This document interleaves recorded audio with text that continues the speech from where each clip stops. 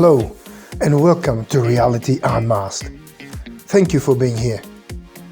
This is the channel by a poor man to give a voice for the poor people at the sharp end of wealth inequality. Inequality that will soon see me homeless due to inefficient, badly designed housing policies that produce more homeless and more boarded up houses. Prime Minister Anthony Albanese. Is he the most corrupt, evading and publicly distrusted Prime Minister Australia has ever had? Is he worthy of holding the highest office in our country? Today we're looking at and considering his recent interview with ABC journalist Mr. Speers. In an article first broken by the Daily Mail on the 22nd of July of this year, at least that I could find, it was reported that Prime Minister Albanese attended an alleged very exclusive private fundraising dinner event in a mansion located at Point Piper in Sydney. Then in an interview posted on the 26th of July by the ABC, there was a question raised during this interview by Mr. Speers to Mr. Albanese that was very accurate and direct, pointed at the Prime Minister's recent visit to Mandalay, a luxury residence where Felix Lee resides, son of the very wealthy Chinese businessman, billionaire, property developer, Mr. Philip Dongfang Lee.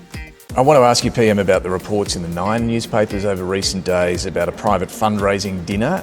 Firstly, did you attend a dinner at the home of Felix Lee in Point Piper? Oh, look, I attend lots of functions. What about this one? I attend lots of functions in lots of places, including last night right here. What about this dinner at Point Piper? I attend lots of functions in Why lots don't you want of to places. answer that? Well, I do. You've just said that that occurred. You know, that's fine. I attend lots of dinners in lots of places, and I don't talk about private dinners. I've held a number this week here in Adelaide as well. The 25-year-old Mr. Felix Lee apparently had only 8 guests hosted in his sprawling $40 million mansion. The other guests included Mr. Matt Comyn, Commonwealth Bank CEO, Mr. Dan Andrews, former Victorian Premier, former ASIC Chairman James Shipton, and Mr. David Murray. I had no idea who he was until I looked it up. He is the future fund chairman. According to some undisclosed source, it was reported that Mr. Lee offered $1 million to Labor to ensure Mr. Albanese attended the dinner. The Point Piper mansion was bought by the Lee family in 2015.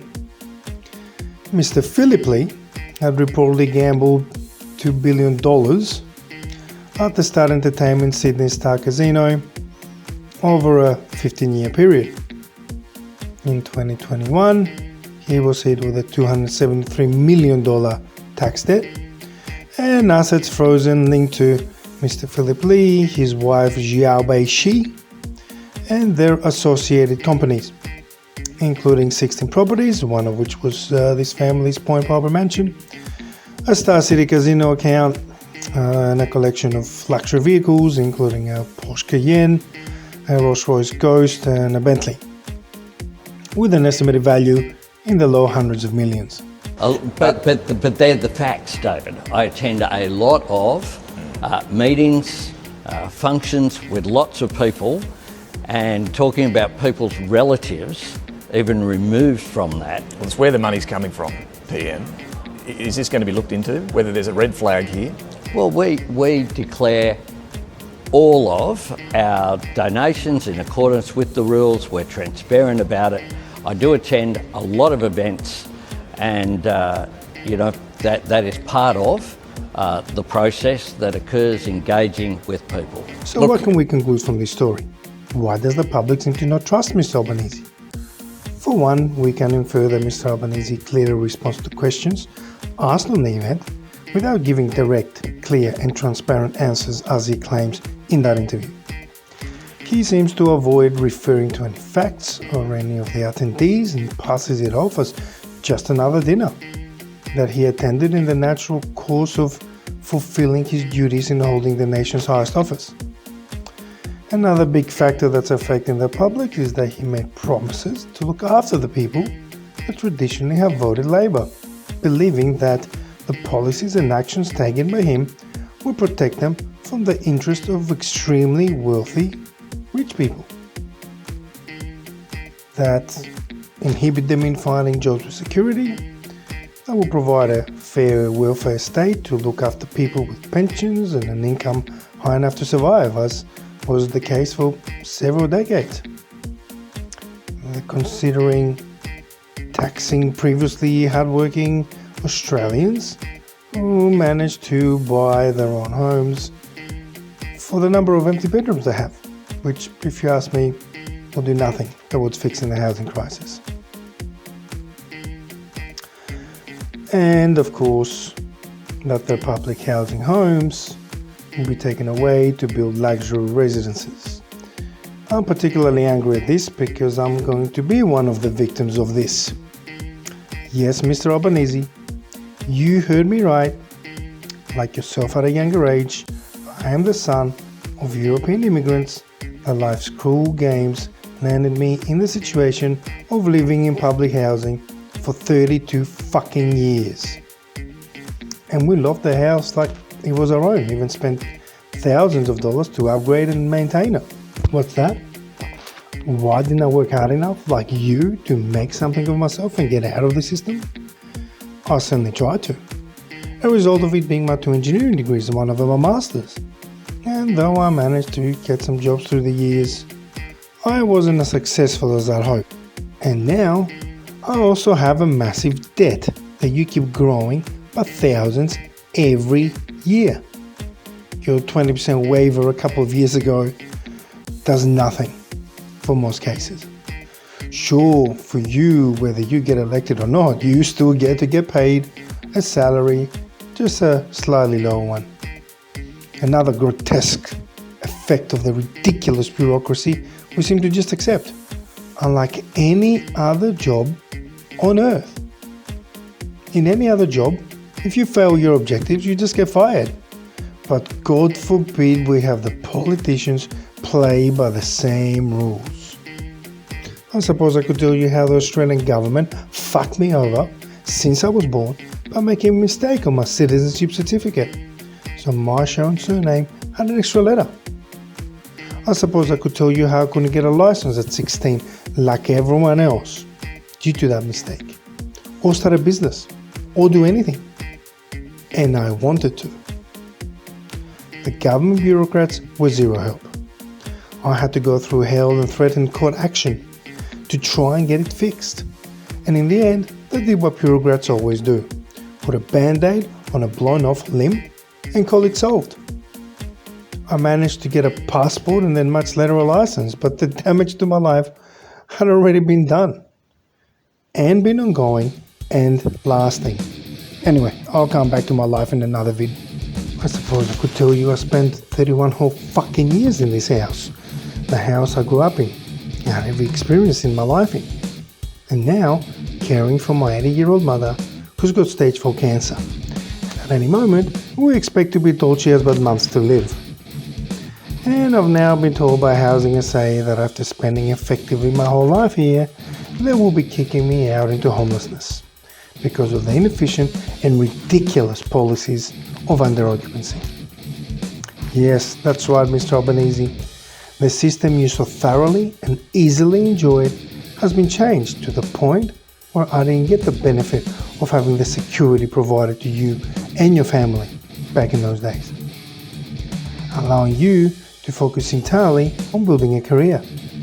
Yet another factor that held me back.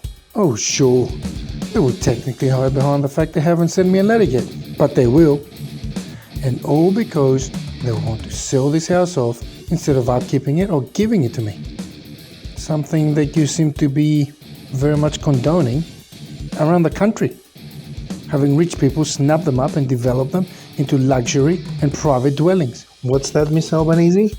It's only right that I should make way so the house can supposedly be given to a family needing housing. Oh boy, I hope this isn't your argument. It's an absolute lie. What you fail to realise is that the entire suburb I live in, which split off from Edwardstown and became its own suburb of Melrose Park in 1989, and located right next to Door Park, was one of the suburbs that allocated a large number of houses to the war veterans returning from World War II, or public housing near the repatriation hospital. Our section of the street was mostly housing SA houses. I met many of the old veterans during the 32 years of living here. Spent lots of time listening to their amazing war stories of courage, perseverance, and terror they experienced. As for the supposed fairness of giving it to a needy family, the reality is that's not going to happen. I know of cases where single middle-aged men, sons of the Anzacs, were forced out and not given another dwelling. One such was a house just up the street. An old Anzac, he had unfortunately not been able to buy it outright of Housing SA, and his son was to be left in the house after he and his wife passed. Or so they told him. A few weeks after he'd passed, I went over to pay my respects to his son, and the son that had cared for them for many decades. And inside the house, it was all boxes and packing tape. His son told me they decided to kick him out to supposedly give it to a needy family, so he'd have to go live with some of his family maybe for a while. A few months after that, however, I went over to meet and greet the new neighbours and found out that they weren't needy at all, but had purchased the house outright, as per a normal bank loan. It appears that as soon as the son was forced out, within a short time, they sold it off. This is not an isolated scenario, as we've seen the same pattern shown on a current affair, even in less populated and out-of-the-way areas where, instead of giving the houses to families or allowing the previous single occupant to stay, they simply board them up and sell them off, or mark them for redevelopment and sell them to developers that provide no or very little public, social or affordable housing. These policies simply do not work and produce more homeless and more boarded up houses that get sold off to your rich buddies. And the fact that I'm recognized as an occupant, so what? What the fuck does that give me? I might as well be recognized as the king of the fucking moon. But it doesn't give me any rights, not according to them. Only the obligation to pay rent and bills to them, with zero rights thereafter. Yet your ministers, your government, have done nothing to protect the little guys. Like me. Perhaps hampered by bureaucracy that you don't seem to care to fix, nor help the little Aussie battlers that need to both economically and psychologically stay in their long-time homes. So, Mr. Albanese, what are you going to do about this? You want to be able to say that you represent the people, the little guys, the struggling poor people? Then put your money where your mouth is, as they say. Write that letter to Housing SA telling them to leave me be in this house. Perhaps this can be seen as me being selfish or working an angle to get what I want. Perhaps there's some truth to that. But at least I'm honest. Can you say the same?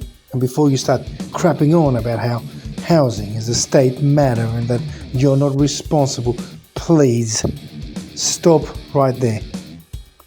State governments get their funding from the federal budget.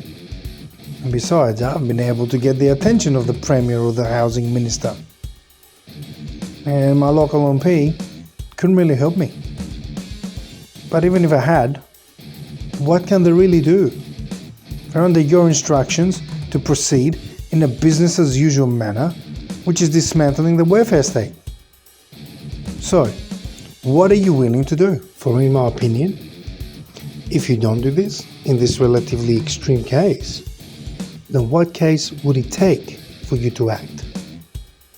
In my opinion, you're not just betraying the little Aussie battlers, but also the spirit and way of life of Australia and the Anzacs, many of whom I hanged out with. Brave men who valiantly fought and died to preserve our freedom. I'll leave you with this thought. When I look at the political leaders of our country and history, I'm finding it impossible to place Mr. Albanese anywhere near the top, or even the middle. I may think Pauline Hanson has got some really bad policies, but also a couple of things we agree on. And if ever in that office, she'll probably keep bringing in the rich immigrants drive assets even further up, and dismantle the welfare state. Yet I'd be asking her to help me in my desperate situation all the same. The weird thing is, I'm finding myself thinking she'd probably have a higher chance of doing it than Mr. Albanese. By the way, prove me wrong. What I can say about her is that at least she has been honest about who she is and who she hangs around, albeit I may not agree or approve with a lot of it. And if a fellow Mediterranean like me has got to the point to consider this, what does it say about Mr. Albanese and his public perception? Will he stay in history as Mr. Albanese or Mr. Albansleazy?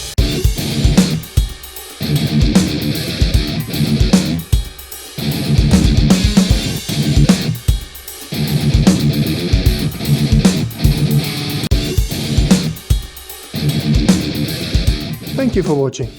I do all my own recording and editing work. If you feel you got some value out of my videos, please help support this channel by liking and subscribing. If it's successful, I'll add Patreon a bit later on. See you next time on Reality Unmasked.